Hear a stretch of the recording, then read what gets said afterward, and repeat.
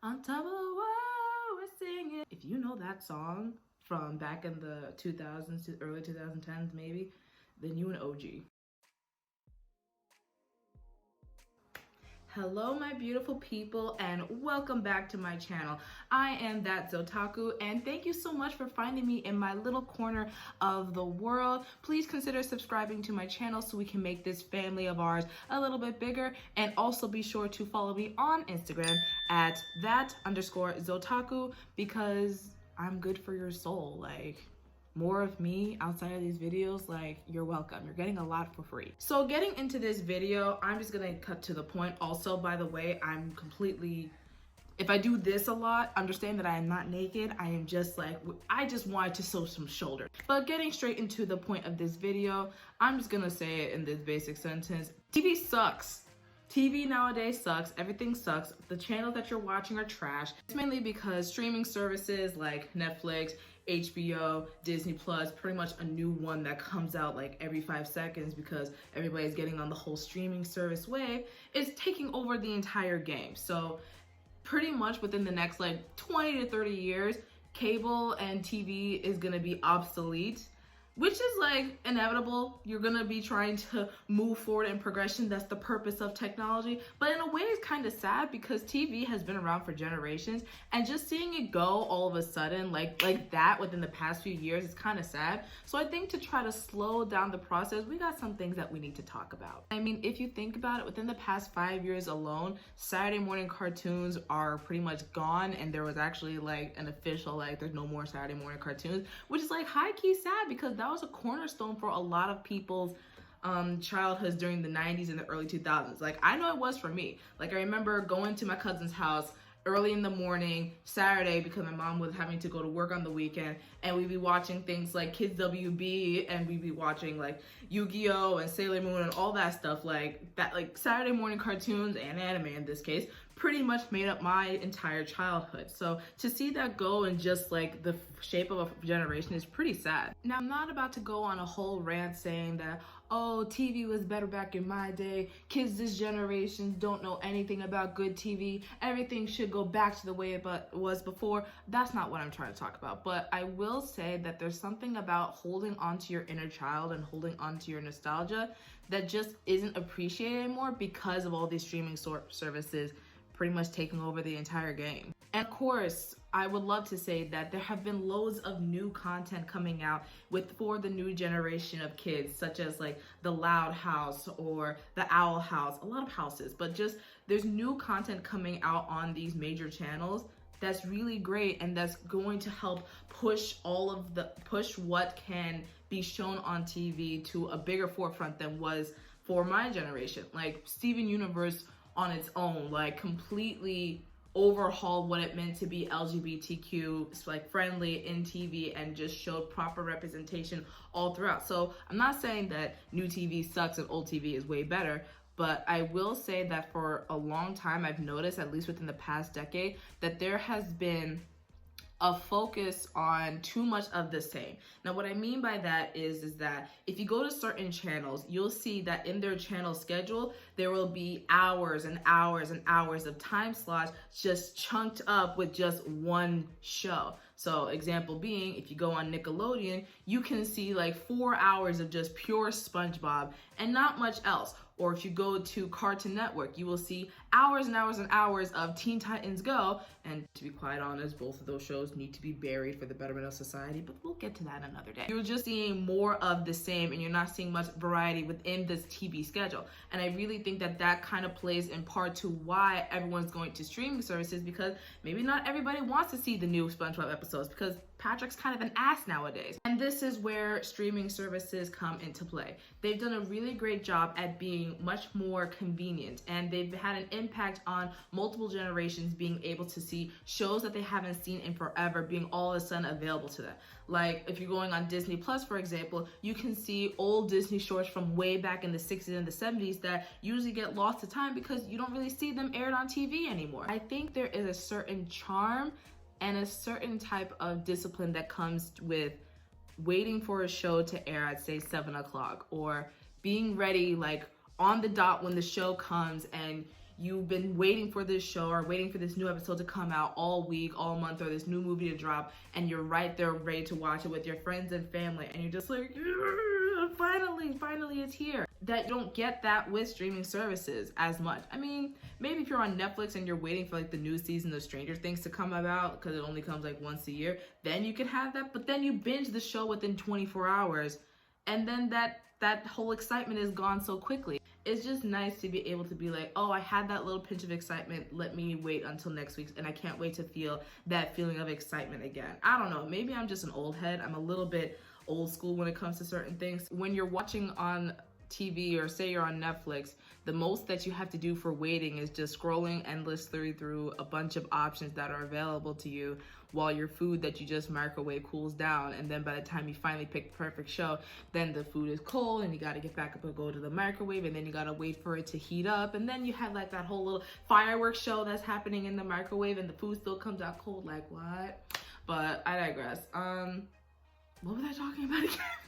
The question is, how do we allow cable TV to just live just a little bit longer? It's going to be obsolete. Like, the end is near. Like, I see the end is over there, and cable is like dead, like there's a funeral going on. How do we prevent it? Like, how do we give it some life support? I think what the major channels, that being, if we're talking about kids cartoons channels, that would be Nickelodeon, Disney Channel, Cartoon Network, the major 3 channels that you saw as a kid. What I think those channels are missing in terms of making sure that they live a little bit longer is they're missing a key demographic, and that would be the millennial demographic.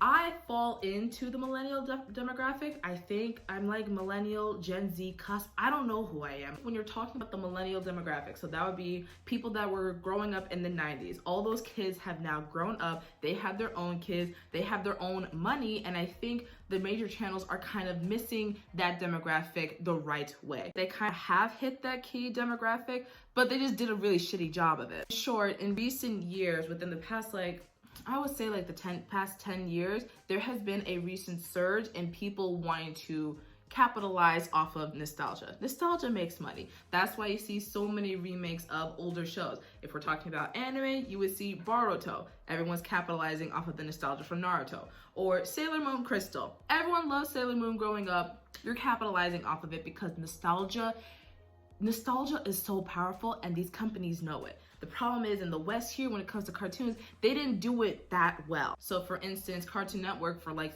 3 times, they tried remaking the Powerpuff Girls, and they had like the new one that came out in like 2016, and then they had like a special come out in 2015 or 2014. Everybody loves nostalgia. Companies know it. They're trying to capitalize off of it, but in the West, we do a very, very bad job of it. That's why whenever people see like, oh, they're making a new Scooby-Doo, I don't want to see it. Warner Brothers.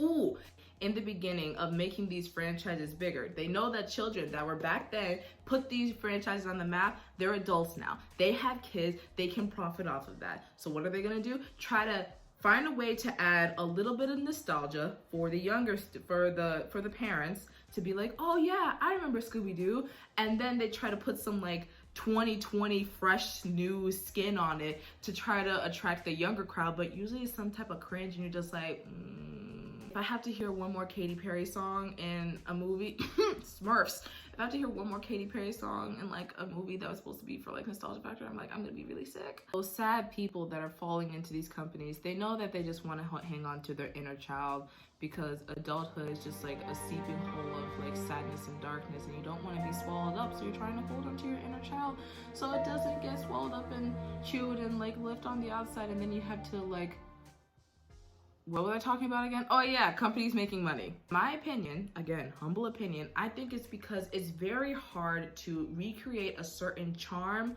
from back in the day and try to replicate it now in a new, fresh way.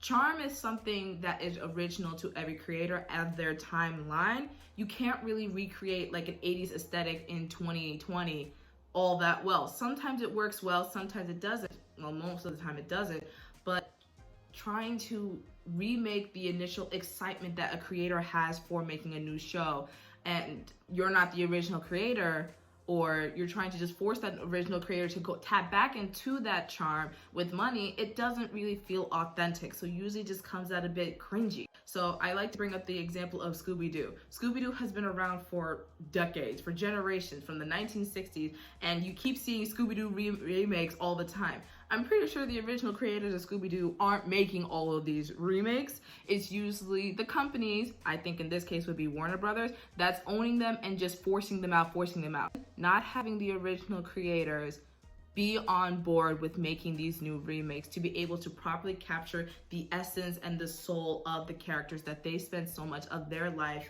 creating. In today's day and age, in 2020, you can't make the same jokes and the same plot lines that you normally would say back in like the 80s or the 90s. Everybody's sensitive. If you try to make a fat joke, everyone's going to be up in arms about it. If you try to make this joke, everyone's going to be up in arms about it. Now, I'm not saying make stupid jokes and like go ahead insulting a bunch of people, but if you were to try to have Ren and Stimpy, there's no way that they would ever have a reboot in 2020 because, well, I mean, look at it. In this video, we have covered that streaming services are killing cable and cable is gonna go obsolete within the next generation. Like, that's already been established. And then on top of that, the new, fresh, rebooted content that's trying to cling to the nostalgia of the past isn't really working because they're not including the original creators. They're not capturing the original charm, and you can't make the same type of content that would be allowed back then. You can't bring it back today. I think the solution is honestly quite simple, and these channels and these companies aren't really taking into consideration. Just bring back the old original content. Now, what I mean to say is, again, the new shows that are coming out are phenomenal. A lot of them are really breaking ground in what can be shown on TV. But you have to understand that if you are going to try to cater to the older demographic to hold on to nostalgia because you know nostalgia equals money, you might as well just give them what they want instead of trying to make something new and fresh. So for instance, if we're talking about, say, Disney Channel, you can have the new DuckTales movie, the new DuckTales that they have, which is a very good show, but just also sprinkle in some of the original DuckTales.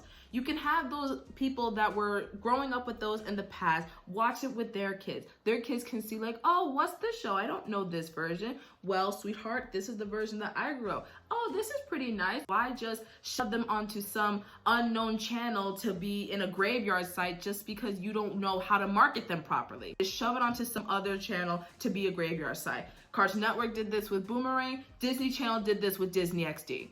So much more to life than just playing marathons and marathons of the same content. Even though it's good content and you know it'll make the company money, take a risk, channels.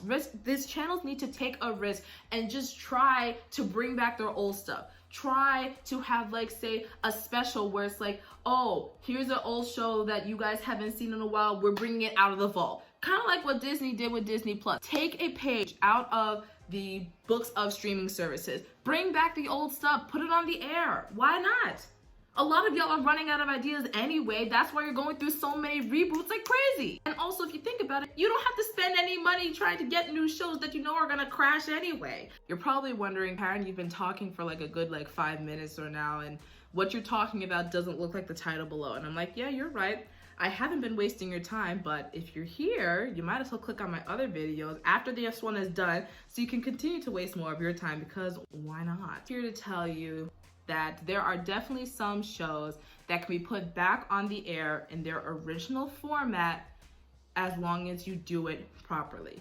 And now I'm gonna do that with Nickelodeon, because if we're talking about what's poppin' today, Cartoon Network is basically sweeping the rug and just beating the hell out of Nickelodeon.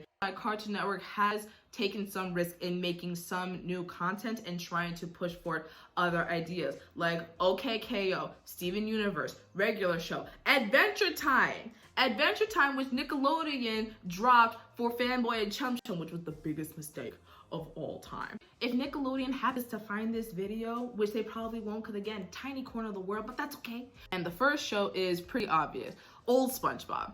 And I say old SpongeBob, I mean like the first 3 seasons of the show. And here's why. Nickelodeon already has an addiction to SpongeBob. Like, they love the guy. New SpongeBob from the recent episodes sucks. Like, new SpongeBob's terrible. I don't like the I don't like the direction of where the story is going. Steven Hillenburg is no longer around to have creative direction of his show. So they've taken these characters and kind of just made them. Old SpongeBob knew what they were doing. Old SpongeBob is where you get all the memes, is where you have all the iconic songs, is where you have all the iconic lines that anyone from ages 35 to 5 years old can recite by heart. Those were the golden years of the show. And I think if they just try to balance out the new SpongeBob episodes that they keep repeating on the show with some of the older SpongeBob, that can give a little bit more balance. The second show that I think should be back on the air would be Rugrats. Now, Rugrats was one of the big three that came out on Nickelodeon when Nickelodeon started doing like Nicktoons. The three were Rugrats, Ren and Stimpy, and Doug. Of those three, in my opinion, I think Rugrats is the one that's kind of stood the test of time of being timeless. Rugrats was purely from Nickelodeon. The movies were iconic. Like, can we please give a shout out to Rugrats in Paris, which was one of the best sequels ever? Like, here comes Chucky, here comes Chucky. Rugrats taught us about Passover, it taught us about Hanukkah, it taught us about Kwanzaa. You had a much more positive example of a black family. Susie's mother was a doctor. Susie's dad was an animator for like the Dummy Bears, which was one of the greatest cartoons within that show's universe. Like, you had a fully functional black family, and that's something really beautiful. Put that back on the air. Put Susie Carmichael back on the air. But number 3 would be Invader Zim. Now, I bring up Invader Zim because Invader Zim fueled emo culture. Emos would not have all the backpacks, all the gear, all of the mannerisms if it wasn't for Gurr from Invader Zim. Literally, Hot Topic wouldn't be anything and wouldn't stay up if it didn't have the Invader Zim trend of the 2000s. And now we can bring that back because, one, who wouldn't love a new generation of emos? I mean, yes, it was a cringy time for everybody, but you're supposed to be cringy in your youth. That's what you're supposed to do. But not only that, you had the original creator of Invader Zim make a new movie on Netflix called Enter the Florpus. If you haven't watched it, that movie was bomb. It really captured the essence of the show. What Nickelodeon should have done was have that movie brought on the air. And before that, they should have had a whole weekend of Invader Zim. That way it can introduce the kids to what Invader Zim was. You can help get all the people like ready and hyped up for it because they're like, oh yeah, I remember Invader Zim. I love characters like, they could have done this and then have Enter the Florpus be on the air, and that would have been perfect. That would have been something beautiful. The next cartoon that I think they should have done this with would be Hey Arnold. The Hey Arnold movie that came out in Thanksgiving, I believe of 2016 or 2017, when the Hey Arnold movie came out, or when word of it was coming out, I remember so much hype and buzz around it because people are like, oh, what are the characters gonna look like? Oh my gosh, Craig Bartlett's gonna be back on? Hells yes, this is great. Everyone was excited because, one, Hey Arnold was popping, and two, they were going to do a good job of bringing it back. So I think they should have given the same treatment that I mentioned before for Invader Zim. They should have done that with Hey Arnold by having some type of Hey Arnold binging session for like an entire week and then have the movie come out on the air. I mean, actually no, they did have it come out on the air. It didn't come out on a streaming service. And I remember on Thanksgiving that day, I was like, oh my gosh, Hey Arnold, the movie is coming out on Nickelodeon. I gotta get ready to go watch it. Let me go get my turkey, my mac and cheese, all my stuff. Let me get my plate and be ready to go watch this movie and feel like a kid again. I was ready to feel like a kid again, running to the TV to catch it in time again. This is what I'm talking about. That nostalgia of being ready to come for it when it was ready. That nostalgia of watching something made by the original creators. Like that, they got me. They got me with just that one movie. If they had done it right with the marketing and had a whole entire week, that could really revive Hey Arnold as a franchise in general. You could really bring it back and it'll add some zest to your everyday lineup. Come on, Nickelodeon. I'm helping you out for free. You're not gonna understand why I put number 5, but I have a soft space in my heart for this. The Wild Thornberrys. Now, I feel like not enough people appreciated this show when it came out. I feel like in my friend group, I was one of the few people that went hard for this show. But I also know that this show was ahead of its time. It was ahead of its time because we weren't ready for all of the magic of trying to talk to animals. We weren't ready for learning about different animals through the eyes of Eliza Thornberry. We weren't ready for the dramatization of teenhood that was from Debbie. We weren't ready for that. But this generation, today's generation, is totally ready for that. And here is why. 2 simple words. Climate change. Climate change has become so, not trendy, but has become so much more popular. Like, kids are learning about recycling, kids are wanting to go vegan, kids are wanting to do everything they can to save the earth and all the animals on the earth. If you were to bring back the Wild Thornberrys, it would do so well. A show about a little girl who's able to talk to animals and she cares about natural habitats, and you actually get to learn about these animals while having fun. That would do so much better now than it did back then. So if you brought on the Wild Thornberrys, I can only imagine. Not to mention the story of Donnie, like the story of Donnie, the little guy that sounds like Azalea Banks when she's trying to rap. The story of Donnie makes me cry every time I watch it. And this generation needs to experience that magic. So those are the 5 shows that I have. But to be quite honest, I have like another bonus show. It's not a cartoon, but if you know what I'm talking about, like, you know. The bonus show that I want to bring back would be the Naked Brothers Band show. I was a stan for that show. Every episode, all them songs were bops. They were not appreciated. Like, this generation, they knew One Direction. They had their 5 Seconds of Summer. No, the Naked Brothers Band was the shit. They knew everything about me. They just catered to me. And that show needs to come back because the writing was great. The concept was great. The characters were great. The songs were bops. The songs were bops. Crazy Car is iconic. Eventually is like a fucking ballad. Y'all need to get on the wave. Y'all need to get on the wave. I don't think enough people appreciated Naked Brothers Band when it came out.